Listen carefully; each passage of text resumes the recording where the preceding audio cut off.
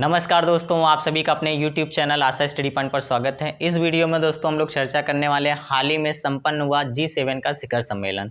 जानते हैं G7 सदस्य देश कौन से हैं और इनका कार्य क्या होता है, इनसे किस तरीके से हमारी प्रतियोगी परीक्षा में प्रश्न बनते हैं। तो चलिए शुरुआत करते हैं G7 समिट यानी शिखर सम्मेलन के बारे में।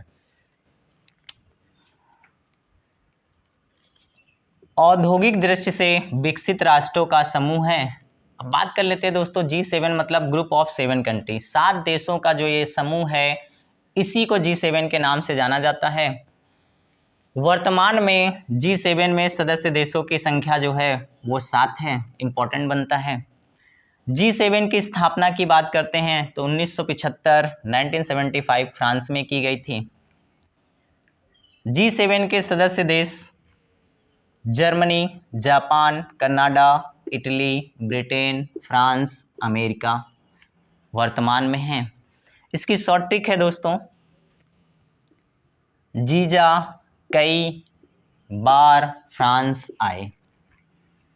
G7 पहले G8 के नाम से जाना जाता था, उस समय ये ट्रिक बनाई गई थी। इसका सहारा लेकर आप इन देशों की संख्या को, नामों को याद कर सकते हैं।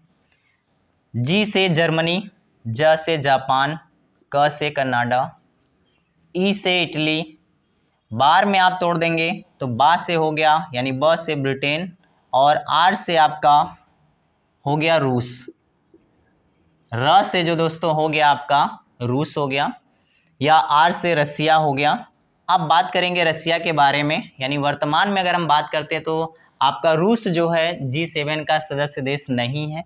अभी इसके बारे में भी चर्चा करेंगे, कब यह G7 का सदस्य देश बना और कब इसकी सदस्यता G7 से हटा दी गई या निलंबित कर दी गई। तो अभी देखिएगा। इसके बाद दोस्तों बात करें फ्रांस से, तो फ्रांस हो गया, आई से अमेरिका हो गया। अच्छी ट्रिक है, जीजा कई बार फ्रांस आए। जी से जर्मनी, जा से जापान, क से कनाडा, ई से इटली, ब से ब्रिटेन, र से रूस था, फ्रांस से फ्रांस हो गया, आई से अमेरिका हो गया। यहाँ से प्रश्न आपके पेपर में बनता है। G7 के सदस्य देशों से क्वेश्चन इस तरीके बनता है, कौन सदस्य देश हैं, कौन सदस्य देश नहीं है। ये डिपेंड करता है कि क्वेश्चन में किस तरीके से पूछा गया है। अगर मान लीजिए सदस्य देश हैं तो वहाँ पे कोई एक ऑप्शन आपका होगा या एक से अधिक होगा। क्वेश्चन देखिएगा ऑब्जेक्टिव, लेकिन आपको इनकी नामों को याद रखना है। और संख्या की बात करते हैं वर्तमान में, तो इनकी सदस्य संख्या 7 है। पहले कुछ समय तक ये G8 के भी नाम से जाना जाता था। सबसे इंपॉर्टेंट बात दोस्तों यहाँ पे आ जाती है, ये महत्वपूर्ण बन जाता है जो प्रतियोगी परीक्षा की दृष्टि से।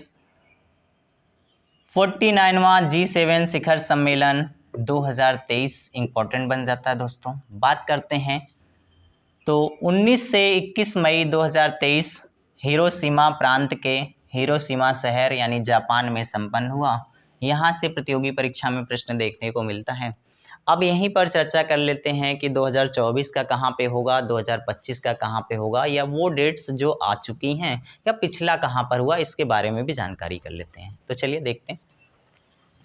बात करते हैं 50वां 2024 का शिखर सम्मेलन इटली में संपन्न होंगे या इटली को मेज़बानी दी गई है।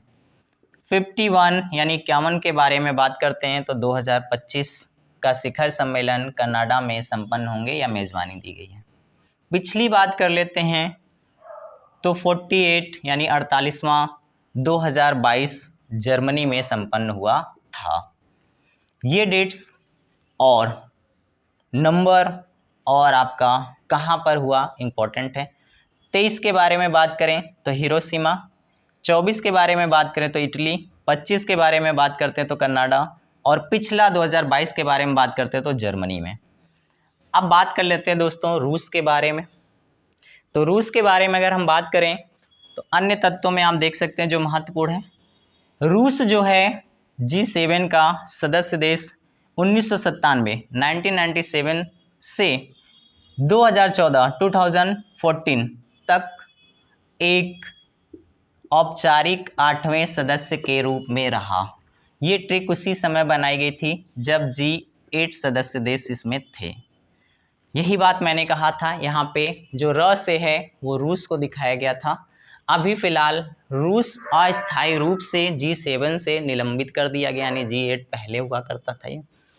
अब यहीं पे दोस्तों बात कर लेते हैं 2014 में रूस ने क्रीमिया पर कब्जा कर लिया, जिसके कारण G8 से इसकी सदस्यता अस्थायी रूप से अभी निलंबित कर दी गई है। अन्य बात कर लेते हैं दोस्तों G7 जो देश है हमारा किसी भी संधि पर आधारित नहीं है, यानी इसमें जो भी हमारे G7 के सदस्य देश हैं वो किसी से एक दूसरे से किसी प्रतिबंध के द्वारा नहीं जुड़े हुए हैं, किसी ट्रीटी के द्वारा नहीं जुड़े हुए हैं। सभी की बात करते हैं तो औद्योगिक दृष्टि से विकसित राष्ट्रों का समूह है। G7 का कोई स्थायी सचिवालय या कोई कार्यालय नहीं है। तो आपने देखा G7 से बनने वाले सारे प्रश्न आपको यहाँ पर इस वीडियो में मिल जाएंगे। फिर मिलते हैं दोस्तों नेक्स्ट वीडियो में। Thank you.